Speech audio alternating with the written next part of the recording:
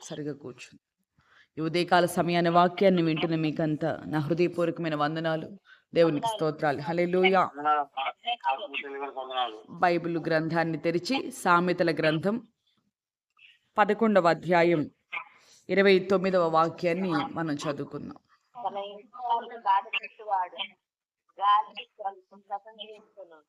హల్లెలూయా. ఈ ఉదయకాలాన దేవుడు మనకిస్తున్నటువంటి వాగ్దానం అని కాదు గాని, ఇది ఒక మనల్ని మనం సరిచేసుకోవాల్సినటువంటి ఒక వాక్యం. దేవుడు తన వాక్యపు వెలుగులో మాట్లాడుతున్న మాట. చూడండి, చాలామంది వ్యక్తిగత జీవితాల్లో అదే నిన్నటి దినాన మనం స్తుతించినట్లుగా మరి వాళ్ళ సంతోషం కొరకు అది తల్లిదండ్రులని ఉండదు, కట్టుకున్న భార్యను ఉండదు, భర్తను ఉండదు, బిడ్డలను ఉండదు. వాళ్ళ ఆనందమే వాళ్ళకి గాని, వాళ్ళ స్వార్థమే వాళ్ళది గాని, ఇంటిల్లిపాది ఏమైపోయినా నాకు పర్వాలేదని వాళ్ళ కొరకు వాళ్ళే బ్రతికే స్వార్థ ప్రియులు ఈ రోజుల్లో చాలామంది ఉన్నారు. అవునా గదా? కనుక ఈ ఉదయకాలాన దేవుడు అంటున్నాడు, తన ఇంటి వారిని బాధపెట్టువాడు. చాలా చాలా ఈ మాట విన్నప్పుడు భయం అనిపించింది. తన ఇంటి వారిని బాధపెట్టువాడు గాలిని స్వతంత్రించుకుంటాడు అని బైబిల్ చెప్పకనే చెప్తున్న మాట ఇది. ఇది నిజముగా నగ్న సత్యం. నిజమే అది. ఎందుకంటే ఈ ఉదయకాలను గమనిస్తే చాలామంది వ్యక్తిగత జీవితాల్లో చెప్తున్నట్లుగా యవ్వన కాలపు బిడ్డలు కావచ్చు, తల్లిదండ్రులే కావచ్చు, కొంతమంది మరి ఈ రోజున వారి వ్యసనాలే వాళ్ళకి గొప్ప అనుకుంటున్నారు. కుటుంబం ఏమైపోయినా పర్వాలేదని వ్యసనకారులు వాళ్ళ వాళ్ళ జీవితాన్ని వాళ్ళు జీవిస్తూ ఇంట్లో తండ్రి కావచ్చు. నీవు నేనంటాను, మనం వివాహం చేసుకుంటున్నామంటే ఏదో మరి అది ఒక చక్కటి నిర్ణయంతో మరి ప్రాముఖ్యంగా దేవుడిని ఎరగని దినాలు వేరు. ఈ రోజున దేవుడు నీకు ప్రతిదినము నువ్వు వాక్యం వింటూ ఉన్నావు. చక్కగా దేవుడు నీకు ఒక కుటుంబాన్ని దేవుడు ప్రేమించి ఇచ్చాడంటే, నేను ఎప్పుడు ఎన్నోసార్లు అంటాను, కొందరు నీ నీ వయసున్న వాళ్ళు ఈ రోజున ఇంకా కొంతమంది వివాహం కాని స్థితిలో ఉన్న వాళ్ళు కూడా కొందరు ఉన్నారు, మోడుగా మిగిలిపోయిన వాళ్ళు. నిన్ను నమ్మి దేవుడు ఒక చక్కటి కుటుంబం అంటే ఏంటి? ఆ కుటుంబానికి నీవే పెద్దవి కదా! ఆ కుటుంబాన్ని దేవుడు నిన్ను నమ్మి ఒక చక్కటి భార్యను దేవుడు నీకిచ్చాడు. భర్తను దేవుడు నీకిచ్చాడు. చక్కటి బిడ్డలు దేవుడు నీకిచ్చాడు. మరి ఇలాంటి కుటుంబ వ్యవస్థలో ఉన్న నీవు, అలాగే చక్కటి తల్లిదండ్రులు లేక అందరూ బాధపడుతున్నారు. ఈ రోజున దేవుడు నిన్ను ప్రేమించి నీ కొరకు బాధ్యత తీసుకునే చక్కటి తల్లిదండ్రులు దేవుడు నీకిచ్చాడు కదా! ఈ ఈ స్థితిలో ఉన్న నీవు మరి ఆ కుటుంబంలో ప్రతి ఒక్కరు కూడా నిన్నటి దినాన మనం విన్నట్లుగా క్రైస్తవ కుటుంబాలుగా క్రీస్తుని ఎరిగిన బిడ్డలు, మరి మన కుటుంబాలు ఎలా ఉండాలంటే పరలోకంగా ఉండాలి గాని నరకంగా ఉండకూడదు కదా! ఈ రోజున కుటుంబం నరకప్రాయం ఎందుకు అవుతుందంటే, కుటుంబంలో ఎవరో ఒక స్వార్థ ప్రియులు ఎవరో ఉంటారు. ఏ కుటుంబంలోనైతే ఒకరి కొరకు ఒకరు బ్రతుకుతారు. తల్లిదండ్రులు బిడ్డల కొరకు, బిడ్డల తల్లిదండ్రుల కొరకు, భార్య భర్త కొరకు, భర్త భార్య కొరకు ఎప్పుడైతే బ్రతుకుతారో, అంటే ఒకరి క్షేమాన్ని ఒకరు ఆశిస్తూ, అది అవతల వ్యక్తి సంతోషం నాది అన్నట్లుగా, నా సంతోషం నాదని కాకుండా ఎదుటివారి సంతోషం కొరకు ప్రాముఖ్యంగా ఇది కొంతమంది దరిద్రపు అలవాటు ఏంటంటే, కొంతమంది ఉంటారు దరిద్రపు వాళ్ళు. ఎలాంటి వాళ్ళు అంటే, ఈ మాట అనటానికి బాధ అనిపిస్తుంది, బయటున్న వాళ్ళందరికీ మేలు చేస్తారు, సొంత ఇంటిలో ఉన్నటువంటి వారికి ఏ మేలు చేయని కొందరు ప్రబుద్ధులు కూడా ఉంటారు. అయితే దేవుని వాక్యం సెలవిస్తుంది, ఈ రోజున ఎవరితో ఈ మాటలు మాట్లాడుతున్నావు నాకు తెలియదు కానీ, నీ ఇంటి వారిని నువ్వు బాధ పెడితే నీకు కలిగేది ఏంటంటే ఆఖరికి గాలిని స్వతంత్రించుకుంటావు. గాలిని నువ్వు పట్టుకోగలవా? గాలిని ఏం చేసుకుంటావు నువ్వు? అంటే ఒక మాటలో అంటారు కదా, కొంతమంది లోకంలో ఎవరినన్నా విసిగిస్తే నీకు పొట్టగతులు లేకుండా పోతాయి అంటారు. అవునా కదా? మన భాషలో చెప్పుకోవాలంటే అది కదా. కనుక ఉదయకాలం దేవుడు పరిశుద్ధాత్ముడు ఎందుకో ప్రేరేపించబడి ఆయన దైవజనుల్ని ప్రేరేపించి ఈ రోజు నీ ఉదయకాలమే దేవుడు అంటున్నాడు, ఇంటి వారిని నువ్వు బాధ పెడితే నీకే మేలు కలగదు. నిన్ను నీవే శపితమైన అనుభవాల్లోనికి నెట్టివేసుకొని నువ్వు గాలిని స్వతంత్రించుకునే విధంగా చేస్తాడు. ఆ రోజున చాలామందిని మనం చూస్తాము. ప్రాముఖ్యంగా అబ్షాలోము తండ్రికి విరోధంగా లేచాడు. ఏం స్వతంత్రించుకున్నాడు? మరణాన్ని కొని తెచ్చుకున్నాడాడు. ప్రేమించిన తండ్రి అబ్షాలోము అంటే అసలు దావీదుకి ఎక్కడ లేని ప్రేమ. ఏందో మరి అంత ప్రేమ ఏందో తెలీదు సావదు. నిజమే తల్లిదండ్రులకు గూడాను తల్లిదండ్రుల్లో గూడా కొంత పక్షపాతం ఉంటదండి. నిజమే వాస్తవమే అది. ఎక్కడో ఒక చోట పక్షపాతం ఉండే తల్లిదండ్రులు జాగ్రత్త. రేపక ప్రాముఖ్యంగా ఆహ్, అది ఆయన ఇతనెవరు? యాకోబుని ఎక్కువగా ప్రేమించింది. యాకోబుని ప్రేమించిందంట. ఏశావుని కొంచెం పక్కన పెట్టింది. జరిగిందేంటో తెలుసా? జీవిత కాలంలో మరల యాకోబుని చూడలేదు. యవ్వన కాలంలో ఎళ్ళిపోయాడు ఇంట్లో నుంచి. మళ్ళీ కళ్ళతో యాకోబుని చూడల. ఎందుకింక ఆమెకి? యాకోబుని చూడలేదండి. ఆమె చచ్చిపోయేటప్పుడు కూడా యాకోబు లేడు దగ్గరలో. ఆమె ఆఖరికి నచ్చని కొడుకుతోనే ఉంది, నచ్చని కోడలతోనే ఉంది, నచ్చని మనవళ్ళు, మనవరాళ్ళతోనే ఉంది. అంతేనా? కాబట్టి ఈ ఉదయ కాలాన పక్షపాతం అనేది తల్లిదండ్రుల్లో ఉండకూడదు. అయితే నేనంటాను, ఎక్కడో ఎవరో ఒక బిడ్డని మనం ప్రేమిస్తాం. అంటే ఎక్కడో కొంచెం వాళ్ళ పరిస్థితిని బట్టి మనం ప్రేమిస్తాం కాదు. అలాగే దావీదు మహారాజు అంతటి మహారాజే కొన్ని వందల మంది కుమారులు, కుమార్తెలుంటే వాళ్ళందరిలో కూడా అబ్షాలోము అంటే మహా ప్రాణంగా పెంచాడు పాపం. ఎనలేని ప్రేమ అబ్షాలోము అంటే. ఆయన జుట్టు చూసుకొని మురిసిపోయేవాడంట. ఆయన జుట్టు కత్తిరిస్తే ఇన్ని తులాలు అయ్యేదంట. అంత చక్కటి అందగాడు. ఎందుకో తెలీదు అబ్షాలోముని మితిమించి ప్రేమించాడు. అందుకే అంటాడు అబ్షాలోము అంత వేధించి సింహాసనం కొరకు తండ్రికి విరోధంగా లేచి, తండ్రి కాళ్ళకి చెప్పులు కూడా లేని పరిస్థితి తీసుకొచ్చాడు అబ్షాలోము. సామాన్యుడు కాదు. అంత మహారాజుని, అంత ప్రేమించిన తండ్రినే ఎదిరించి చంపాలని చూసాడంటండి. ఎంత దుర్మార్గుడు వాడు అసల. అయినప్పటికి తండ్రి క్షణంలో ఆయన చంపగలడు. ఏదైనా చేయగలడు తండ్రి. తండ్రి ప్రేమను బట్టి, ఆ కన్న ప్రేమను బట్టి ఏం చేశాడంటే, తనే దాక్కొని ఏమి కూడా అతన్ని ముట్టకుండా మళ్ళీ ఎవ్వరిని కూడా ఆజ్ఞాపించల. అది నేను చేయలేకపోతున్నా కనీసం మీరన్నా చేయండి అనలేదు. దేవుడికి అప్పగించాడు. తన కుమారుడు ఏ విధం చేతనైనా మారాలి ప్రభా! వాడిని లేనిపోయిన మాటలు చెప్పి పలానా వాడు ఇట్లా చేస్తున్నాడు. మార్చు ప్రభు అని ప్రార్థన చేసుకున్నాడు గానీ, మరి అలాంటి తండ్రికి వ్యతిరేకంగా లేచి ఏం సాధించాడండి అబ్షాలోము? తండ్రికి కన్నీళ్లు పెట్టి ఏం చేశాడు? తన కన్న తండ్రికి కన్నీళ్లు పెట్టించిన అబ్షాలోము జీవితం ఆఖరికి ఏమైంది? పుట్టగతులు లేకుండా పోయింది. ఎలా జరిగింది? తనని దేవుడు ఆశ్చర్యకరంగా చూడండి అతని మరణం చాలా వింతగా వెళుతూ ఉన్నప్పుడు గాడిద మీద వెళుతూ ఉంటే ఒక చెట్టులో తన జుట్టు ఇరుక్కుపోయింది. ఆ జుట్టు చూసుకొని వెర్రవీగాడు కదా! ఆ జుట్టే చెట్టుకి ఇరుక్కొని ఆ తర్వాత ఎవరినో వేరే వాళ్ళు చంపుదామని చూస్తే బాణం వెళ్ళి అతనికి తగలటం, చంపవేయబడటం అన్నీ కూడా జరుగుతాయి. కనుక ఉదయకాల సమయాన అతనేం సంపాదించుకున్నాడు? ఏం స్వతంత్రించుకున్నాడు? మరణాన్ని స్వతంత్రించుకున్నాడు. సింహాసనంగా స్వతంత్రించుకుంది. ఈ రోజున నీ తల్లిదండ్రులకు విరోధిగా నువ్వుండి, భార్యను బాధపెట్టి, భర్తను బాధపెట్టి, బిడ్డలను బాధపెట్టి నువ్వు ఏమి సాధించలేవు. ఈ రోజున కుటుంబంలో ఒకరికొరకొకరు బ్రతకడం ప్రారంభించండి. మన సంతోషం గాదు. కుటుంబం అంటే ఎలా ఉండాలంటే, నీవు నిజంగా కుటుంబంలో ఉన్నటువంటి వ్యక్తివే నీవైతే, ఒక దేవుణ్ణి ఎరిగిన కుటుంబాల్లో ఉన్న బిడ్డలారా మీరెలా ఉండాలి అంటే, మీరు ఒకరికొరకొకరు మీ సంతోషాలను కూడా త్యాగం చేయాలి. తల్లిదండ్రులు ఉన్నారంటే, బిడ్డల సంతోషాల కొరకు మన సంతోషాన్ని త్యాగం చేసుకోవాలి కొన్నింటిని. అన్నిటిని మన కొరకే మనం బ్రతికితే వాళ్ళేమైపోతారు? అది బైబిల్ మెచ్చటం లేదు. అలాగే బిడ్డలారా తల్లిదండ్రుల కొరకు మీ ఇష్టాలను కూడా ప్రక్కన పెట్టే బిడ్డలుగా మీరుంటే దేవుడు మిమ్మల్ని ఆశీర్వదిస్తాడు. కుటుంబ క్షేమం కొరకు మనం కొన్నిటిని త్యాగం చేసుకోవాలి. కొన్ని ఆశలను చంపుకోవాలి. శరీరం ఆశించిందల్లా మనం చేసుకుంటూ వెళ్తే, మన మనసు ఆశించిందల్లా మనం చేసుకుంటూ వెళితే, మనం పొరపాటును కూడా ఈ రోజున మనం దీవెనకరంగా ఉండడం కాదు కదా! ఆఖరికి మన వ్యక్తిగత జీవితాలు తెగిన గాలిపటం ఎలా అయితే అయిపోతుందో, ప్రాముఖ్యంగా కుటుంబం విచ్ఛిన్నమై ఎవరి దారిన వాళ్ళు, ఎవరి సంతోషాలు వాళ్ళు చూసుకుంటే అది కుటుంబమేనంటారా? ఎవరి దారిన వెళ్ళిపోతే అది కుటుంబమేనా అసల? కలిసి ఉండటానికి ఊరకు ఉంటాను మాటకి మాత్రం సాయంకాలానికి ఉంటాం. ఉదయం లెగిస్తే కొంతమంది ఎవడి దారిన వెళ్ళిపోయి ఎవరి సంతోషాలు వాళ్ళు ఉంటే అది కుటుంబమే అంటారా? కనుక ఉదయకాలం దేవుడు అంటున్నాడు, ఒకవేళ ఆ రీతిగా నీవు ఉంటే నీ ఇంటి వారిని నువ్వు బాధ పెడితే, బయటోళ్ళని కాదండి, ఇంటి వారిని నువ్వు బాధ పెడితే ఆఖరికి నువ్వు గాలిని స్వతంత్రించుకుంటావని బైబిల్ సెలవిస్తూ ఉంది. కనుక ఉదయకాల సమయాన మరి అట్టి స్థితిలో ఎవరైనా ఉంటే ఈ రోజు నుంచి ఒక తీర్మానం చేసుకో. నువ్వు తండ్రిగా ఉన్నావో, తల్లిగా ఉన్నావో, యవన కుమార్తెగా ఉన్నావో, యవన కుమారుడిగా ఉన్నావు. కొంతమంది వాళ్ళు పట్టింది మూడే కాళ్ళు.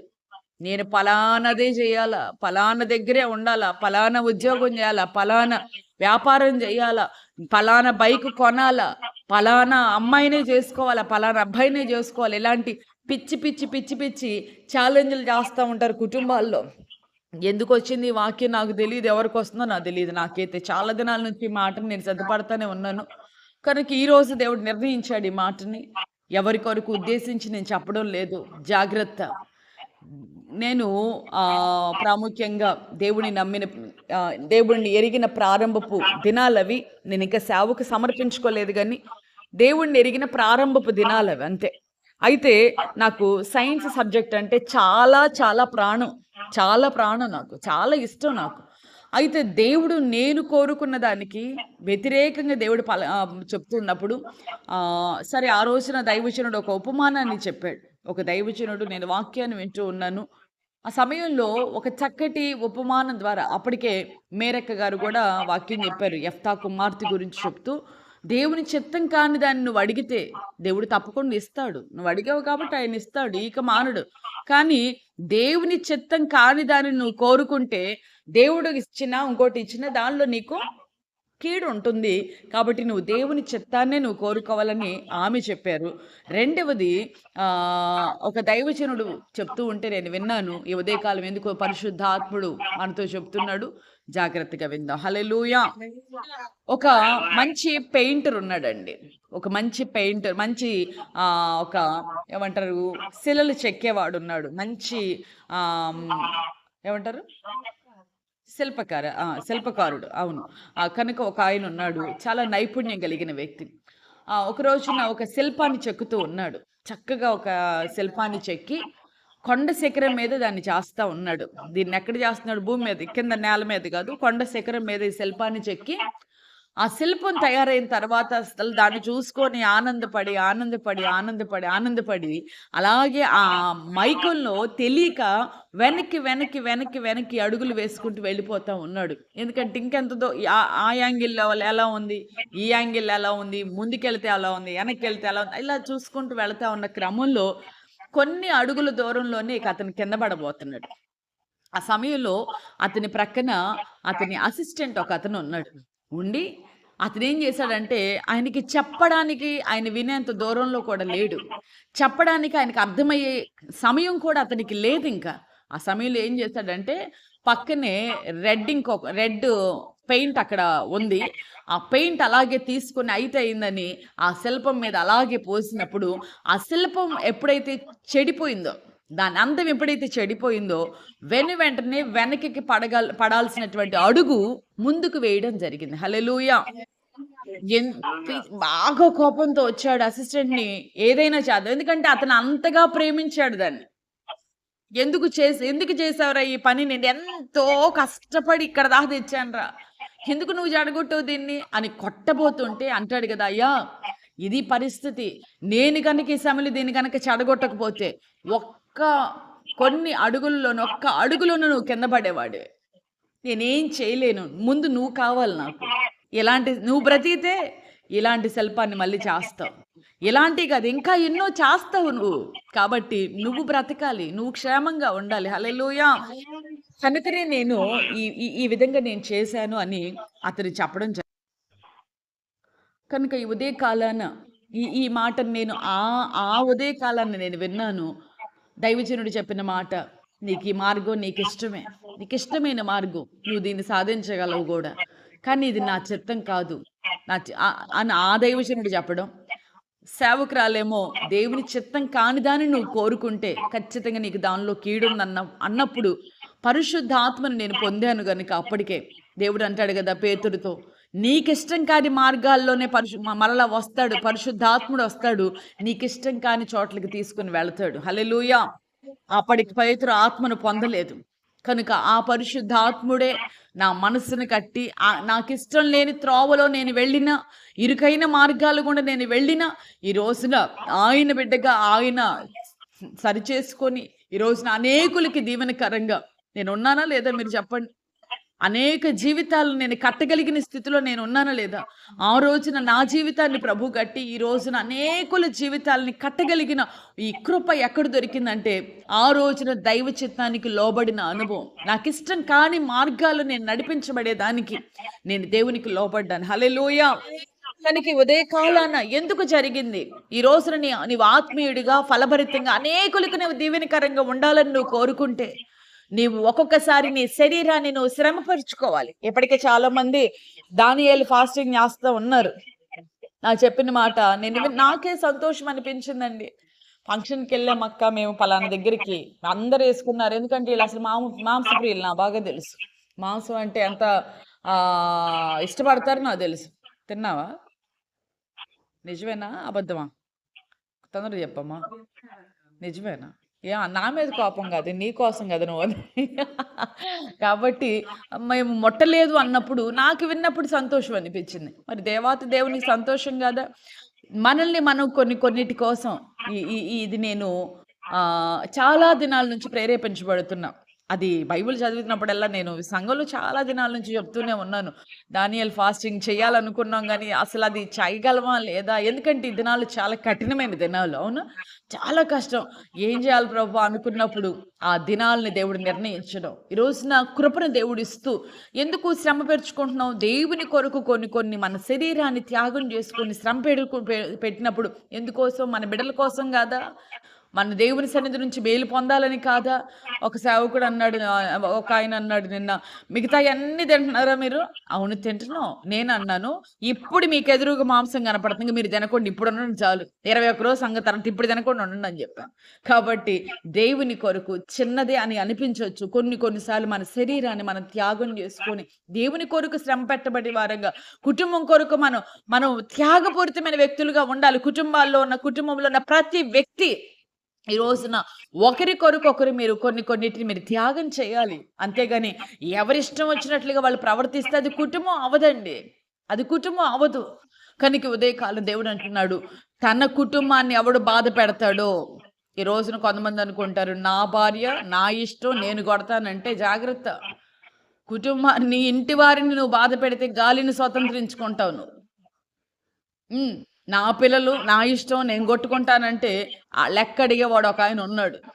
నా భర్త నా ఇష్టం, నా పిల్లలు నా శరీరం నా ఇష్టం అనుకొని ఎవరి ఇష్టం వచ్చినట్టుగా వాళ్ళు ప్రవర్తిస్తే, ఈ ఉదయకాలన దేవుడు అంటున్నాడు, నీ ఇంటి వారిని గనక నువ్వు బాధ పెడితే, నిన్ను వల్లే నువ్వు పొరుగు వారిని ప్రేమించమన్నాడు కదా. పక్కన వాళ్ళ సంగతి పక్కన పెట్టండి, నీ ఇంటి వారిని ప్రేమించండి. నీ తండ్రిని ప్రేమించు, తల్లిని ప్రేమించు. వాళ్ళ కొరకు నువ్వు నీ యొక్క సంతోషాలని కొంతకాలం త్యాగం చేసుకోవడానికి నువ్వు త్యాగం చేసుకోలేవా? నీకు ఇష్టమైన మార్గాల్లో వెళ్ళాలని ఆశపడి పట్టుబట్టావే. కొంతమంది ఉడుంపట్టులా పడతారు. ఏమైంది ఉడుంపట్టు పడితే? నిన్ను నీవే శపితమైన అనుభవాలను నెట్టి వేసుకుంటావు.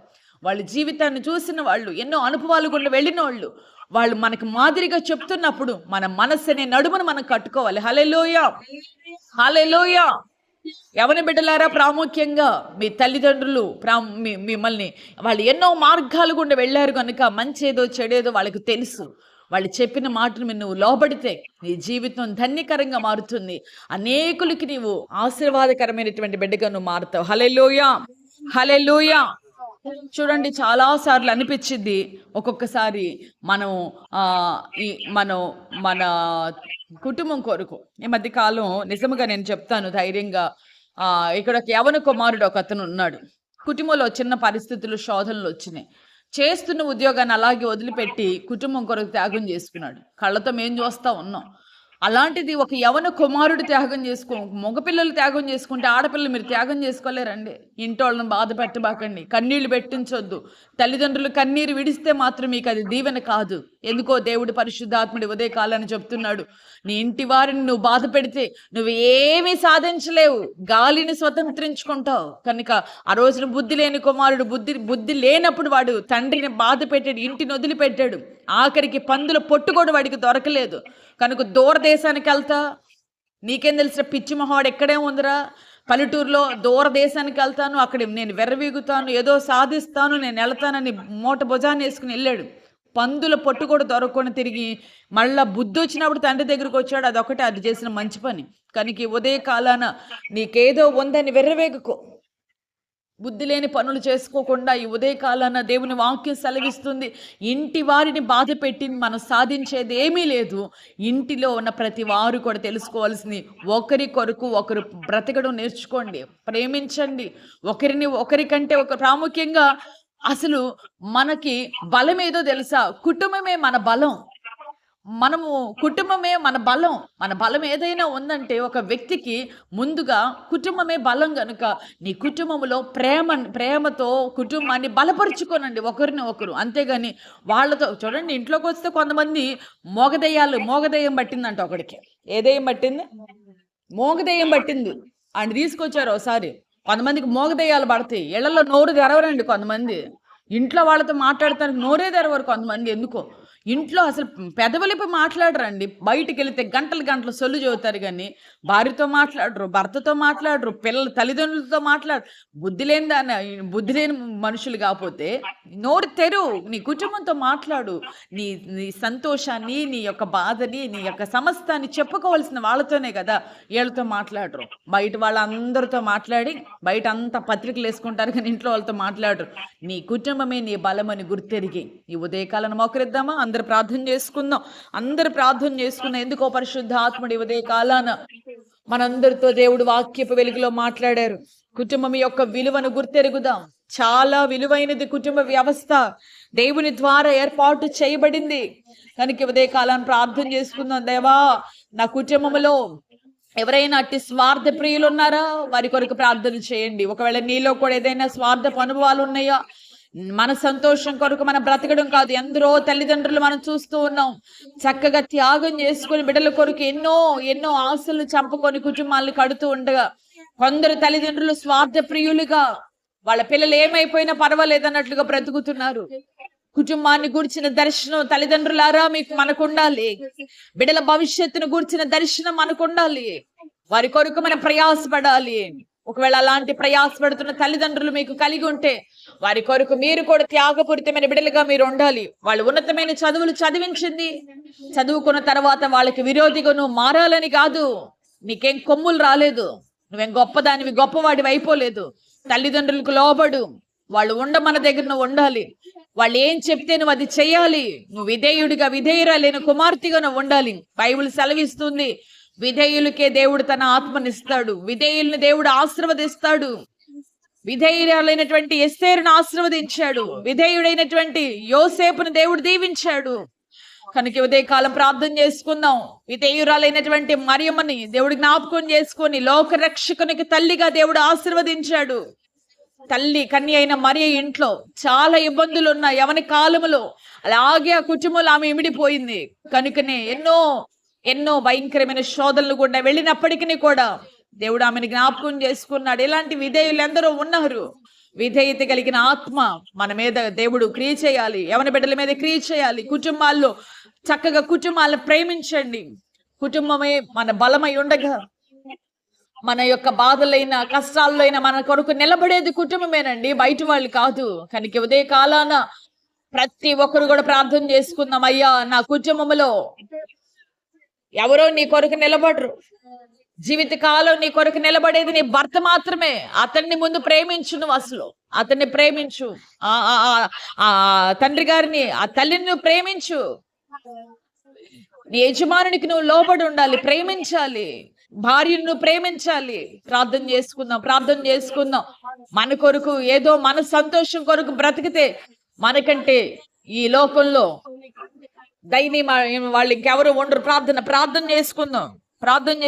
ప్రభువా, ఎంతవరకు నేను స్వార్థంగా బ్రతికానయ్యా. నా కొరకు నేను బ్రతుకుతూ వచ్చాను. నా బిడ్డల కొరకు బ్రతుకుతాను. నా యజమాని కొరకు బ్రతుకుతాను. నా యజమానురాలి నా సంతోషమైన బ్రతుకుతాను. ప్రార్థన చేసుకో. నీ వ్యసనమే నీకు గొప్పదా? నీ త్రాగుడే నీకు గొప్పదా? వ్యసనాలే గొప్పవా?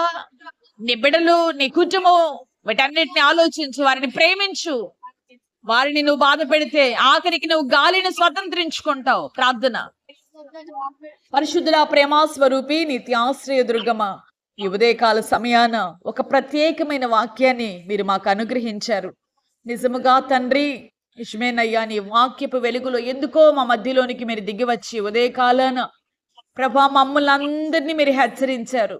ఎవరైతే కుటుంబాల్లో స్వార్థపు మనసు కలిగిన ఆయన, నా కడుపు, నా తిండి, నా వస్త్రమని, నా కొరకు నేను బ్రతుకుతాను, ఎవరు ఎలా పోయినా పర్వాలేదని ప్రభా ఎందరైతే కుటుంబాలను ఇబ్బంది పెడుతూ ఉన్నారో అట్టి వారు మార్చబడుదురు గాక నాయన. కుటుంబాల్లో నిశ్చయంగా శాంతి సమాధానాలు కలుగు చేయండి అయ్యా. విరోధమైనటువంటి ఎవరి బిడ్డలు మీరు దర్శించండి నాయన.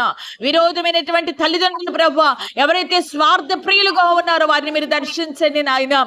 అయ్యా నీ వాక్యం సెలవిస్తూ ఉంది అయ్యా, ఇంటి వారిని బాధ పెట్టువాడు గాలిని స్వతంత్రించుకుంటాడని సెలవిస్తూ ఉండగా, ఇదిగో తండ్రి అబ్షాలోమును మీరు మా ముందు ఉంచారు.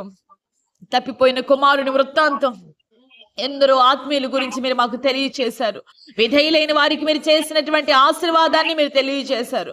కనుక ఈ రోజున తండ్రి నిన్ను ఎరిగిన కుటుంబాలు చెల్లిన పరలోకంగా ఉండాలి, కానీ నీ ఉద్దేశం నరకంగా మార్చుకోకూడదయ్యా. ఈ ఉదయకాలాన్ని జ్ఞాపకం చేసుకోయ్యా. నిశ్చయంగా కుటుంబాలు మీరు దీవించండి అయ్యా. కుటుంబాల్లో షాలేము రాజుగా ప్రవేశించయ్యా. అయ్యా గత 2 దినాల క్రితం మీరు సెలవిచ్చారయ్యా, పాడైన స్థలములను బాగు చేస్తానన్నావు. పాడైన కుటుంబాలను తిరిగి కట్టండి నాయన. పాడైపోయిన కుటుంబ వ్యవస్థను తిరిగి కట్టండి నాయన. అయ్యా నిశ్చయముగా కొండ మీద కట్టబడిన పట్టణం వలె వారిని మీరు ఆశీర్వదించండి ప్రభు. మీకు స్తోత్రం నాయన. నిశ్చయంగా ఈ ఉదయ కాలాన ప్రభు ఇదిగో ఈ వాక్యాన్ని విని తీర్మానం చేసుకోవాలయ్యా. ఎంతో మంది నాయన పడిన స్థితిలో నుంచి లేపబడాలయ్యా. ఎందరో కుటుంబాలు కట్టబడాలి నాయన ఈ వాక్యం ద్వారా. నిశ్చయంగా కుటుంబాల్లో ఉన్న శాపం కొట్టివేయబడాలి ప్రభు. నిశ్చయంగా కృప చూపండి అయ్యా. ఈ దినపు దీవెనతో నింపండి. ఇది నా ప్రత్యేక దినాలు ఉంటే వారిని మీరు జ్ఞాపకం చేసుకోనండి. ప్రత్యేకంగా ఈ ఉదయ కాలాన నాయన పుట్టినరోజు జరుపుకుంటున్నటువంటి అనూపాశిష్ని మీరు జ్ఞాపకం చేసుకునండి. నవనూతనమైన సంవత్సరాన్ని బిడ్డకిచ్చారయ్యా. గత కాలంలో ఎన్నో మేలు కార్యాలు తన జీవితంలో మీరు చేశారు. ఈ సంవత్సర కాలం అంతా నీ యందు భయభక్తులు కలిగి చిన్ననాటి నుంచి నాయన విధేయుడై భయభక్తులు కలిగి నీ ద్వారం మెండైన దీవెనలు బిడ్డ పొందుకున్నట్లుగా సహాయం చేయండి అయ్యా. ఇలాంటి పుట్టినరోజులు అనేకంగా బిడ్డ జరుపుకున్నట్లుగా సహాయం చేయమని అయ్యా. నిశ్చయంగా పెరిగి పెద్దవాడై నీ నామానికి బలమైన సాక్షిగా నాయన అయ్యా ఇదిగో అనేకులకు మాదిరి ఆశీర్వాదకరమైన బిడ్డగా దీవించబడినట్లుగా మీరే సహాయం చేయమని అయ్యా. ఈ దినపు మెండైన దీవెనతో ప్రతి వారిని నింపుమని యేసు నామములో అడిగి వేడుకొనుచు ఉన్నాను తండ్రి. ఆమేన్. దేవుడు నిశ్చయముగా ఈ దినమంతా మీకు తోడై ఉండి ఆయన కృపచేత మీ కుటుంబాలను దేవుడు ప్రాముఖ్యంగా ఈ దినమంతా కూడా షాలేము రాజు మీ కుటుంబంలో ప్రవేశించి ఆయన యొక్క గొప్ప సమాధానాన్ని దేవుడు మీకు దయచేయును గాక. ఆమేన్.